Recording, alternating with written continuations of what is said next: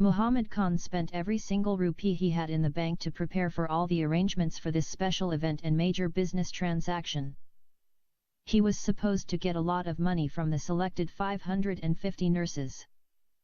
Each nurse was supposed to pay him 300,000 rupees if she was chosen. When the 550 nurses are selected, the wicked boss would get 165 million Indian rupees. In that way, the greedy boss would become an Indian crorepati overnight. A crorepati is the wealthy man who has 10 million Indian rupees and more. In Hindi language, a crorepati is a person who resides in a household whose net worth or wealth exceeds 10 million rupees, or units of another currency. The term crorepati is derived from the unit crore from the Indian numbering system, which is equivalent to 10 million Indian rupees. Muhammad Khan had already paid for the hotel accommodations of the 12 Saudi men who came to conduct the interviews, and he had also paid the Muslim school that he rented for the scheduled gathering to take place on Sunday. Of course, he also paid for the deluxe room of his important client, the old geezer, Sheikh Ahmed. He hired many security personnel and off-duty police officers. In actual fact, he had spent every single rupee he had in the bank for preparing for this lifetime opportunity and huge business dealing. In addition, he borrowed a huge amount of money from the Bank of India. It had never happened before in the history of Bombay that a travel agency conducted such a huge recruitment of Indian labor to any Arab country.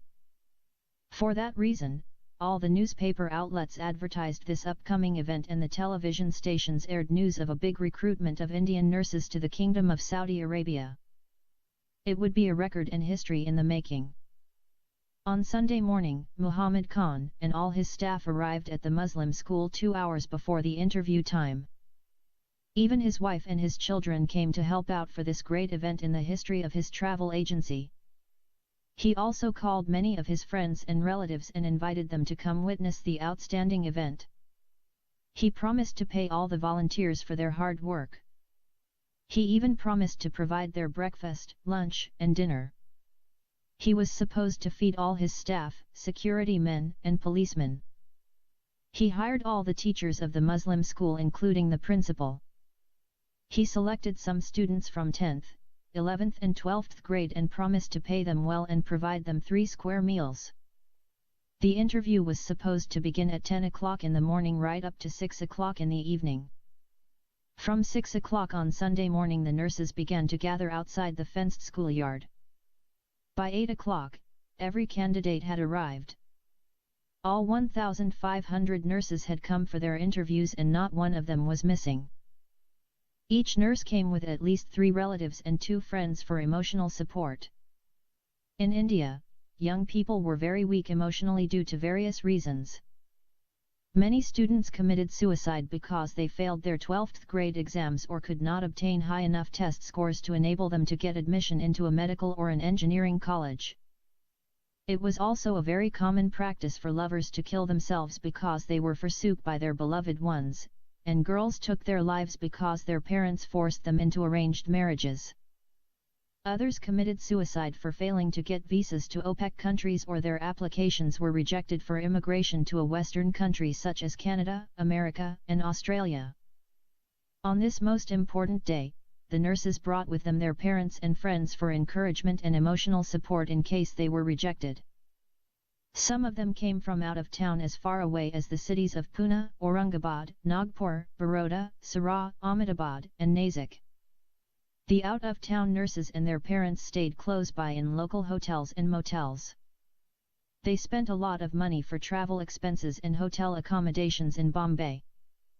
Every nurse knew that she was facing a cutthroat environment and the competition would be stiff.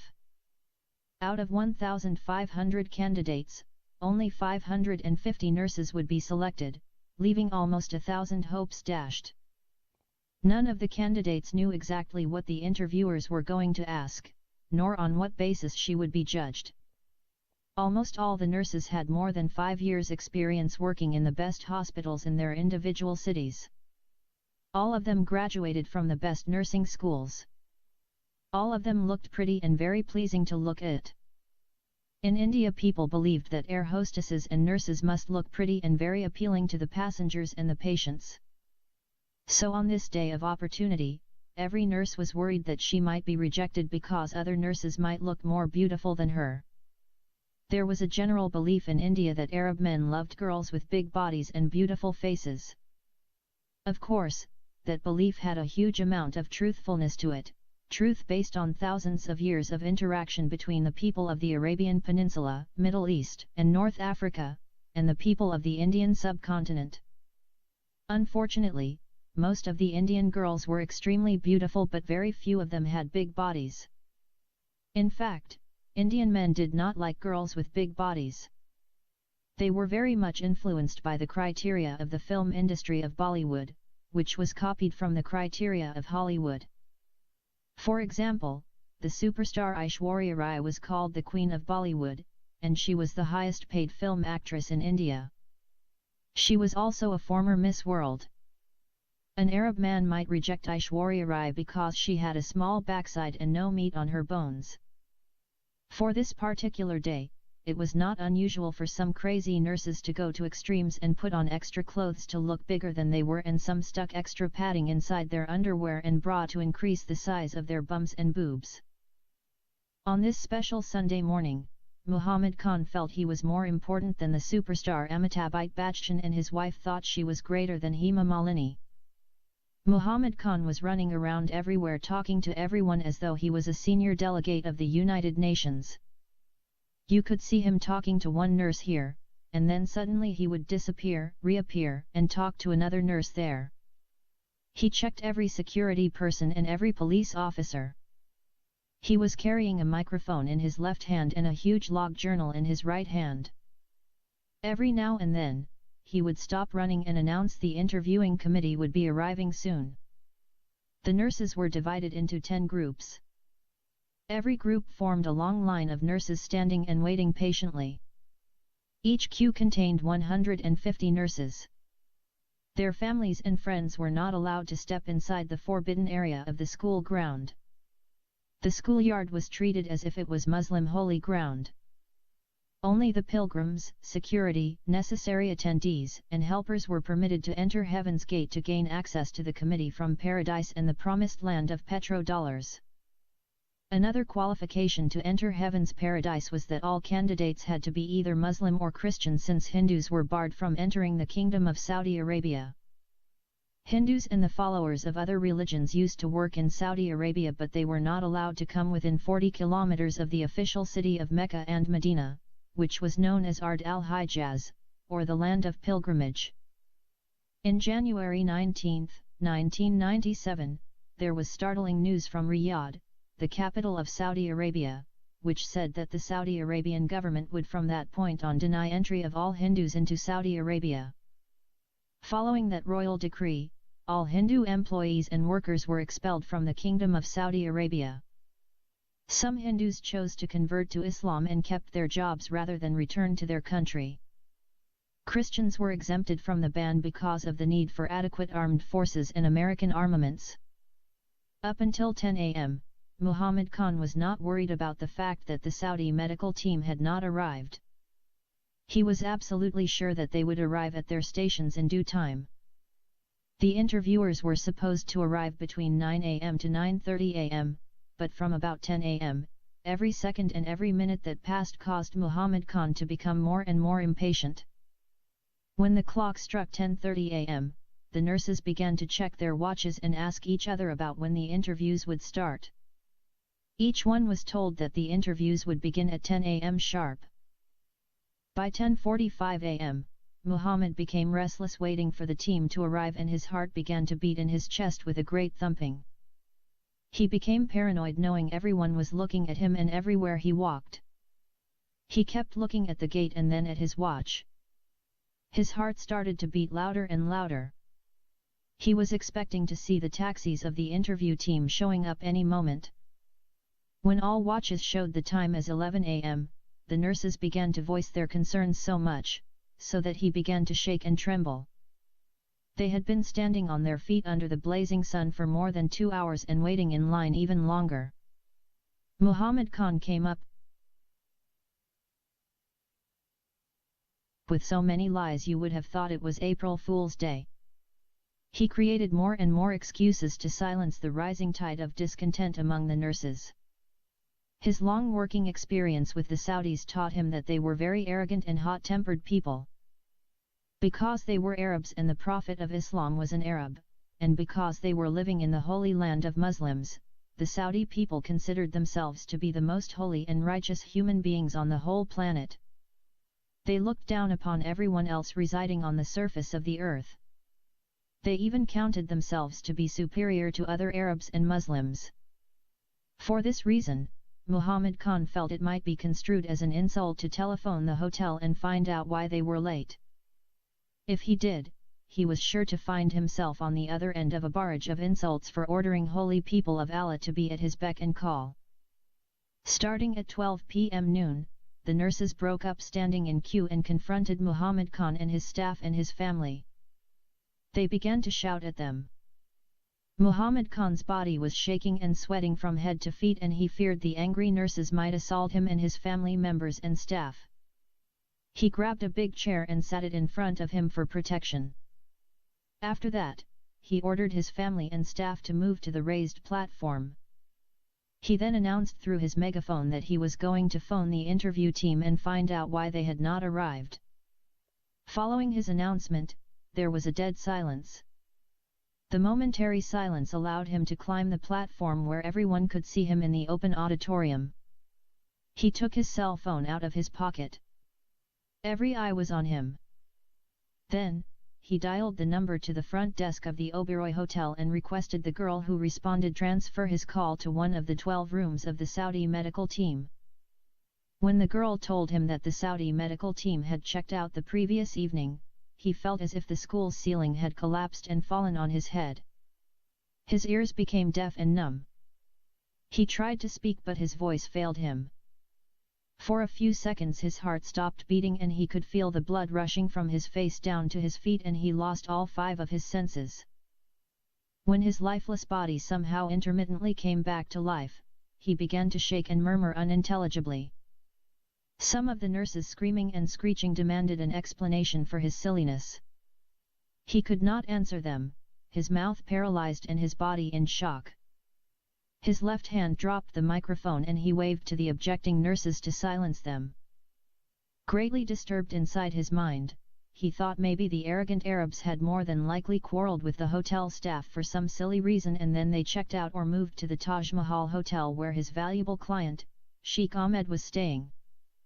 Muhammad Khan had already told his valuable client there was no need for him to come before lunchtime.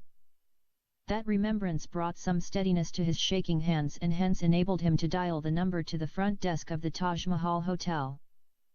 This time, Mr. Khan decided to complain and inform his valuable client about the irresponsible and unacceptable behavior of the Saudi medical team. Therefore, with some determination and little confidence, he asked the girl who responded to his call to transfer his call to room number 907. The girl purposely made her feminine voice sound more sensual and thanked him for calling. She then transferred his call to room number 907. Instead of hearing the loud and arrogant voice of Sheikh Ahmed, Mr. Khan heard a very sweet and soft voice of a foreign girl. From her fluent English, he knew that she was not an Indian girl. At first, he thought that the dirty old Saudi had picked up one of the pretty European drug addicts from one of the cheap motels in Kolaba and brought her to spend the night with him in his deluxe hotel room at the Taj Mahal. His suspicion was confirmed when he remembered the case of the earthly virgin Zareen Sheikh, and how he succeeded in stopping him from deflowering her. The following conversation took place in a loud voice, magnified by the microphone that Mr. Khan was holding in his other hand, which all the nurses could hear. "Hello ma'am. May I speak with His Excellency Sheikh Faiz bin Ahmed?" "Sheikh what?" responded the woman. "Sheikh Ahmed of Saudi Arabia. I am not in the Sahara Desert of Saudi Arabia. I am in the Taj Mahal, Bombay, India. I haven't asked you where you are. Can you pass the phone to Sheikh Ahmed? My name is Diana Peterson. I haven't asked you to tell me your name either. Just hand over the phone to your man." The rudeness of his words annoyed the white woman, which led her to respond in kind. She switched to a lower level of language. "Fuck you," shouted the white woman, and then she hung up the phone. Muhammad did not give up. He called the front desk again and requested that his call be transferred to room number 907. The same woman answered the phone and said, "Hello." Muhammad ignored the foul language she used before and he continued to be polite. "Ma'am, I want to speak to my Saudi client Sheikh." "You are a motherfucking Indian. You just want to fuck me up. Fuck you, bastard. Stop teasing my ass." Mr. Khan had never been spoken to by a woman in such a filthy manner before and hence he could not control his temper. "I said I want to speak to the Arab man who picked you up from the streets of Kolaba and fucked your ass all the night. Fuck you, you ignorant bastard. I will complain to the front desk about your stupid ass." "Shut up, bitch. Do you know who the hell you are speaking to? Fuck you, you dirty ass, and fuck every motherfucking Indian in this stinking rag-infested country. Come see me at the Taj Mahal Hotel and I will fuck you up, you ugly Indian dog. How dare you to call me a bitch? You are a cocksucking whore, you filthy slut shit ass bitch, you fucking dick-sucking drug addict prostitute." The white woman disconnected the line. She couldn't match Muhammad Khan's street-level language. Even though the white woman had called it quits and hung up the phone, the outraged man continued to echo insults and filthy language into the phone. He even shifted from the common English street language of thugs to nasty Indian slum and foul chal gutter talk. "Mother chut, bahan chut. Teri ma ki chut, teri bahan ki chut, chuti ya, sala." Either the nurses enjoyed hearing that distasteful phone conversation, or they were too scared to interrupt. That is why none of them spoke a word or tried to interrupt his tirade. Not even his wife, children, or staff tried to reprimand him for being disrespectful in public or try to calm him down. Muhammad Khan changed his mind and decided to talk directly to the front desk and request someone go and knock on the door of room number 907 and tell Sheikh Ahmed to call him immediately for a very urgent matter. Nonetheless, this time the conversation did not last more than a few seconds. Muhammad gave the name of his valuable Saudi client and his room number. Then, he requested the front desk girl send someone to knock on his door.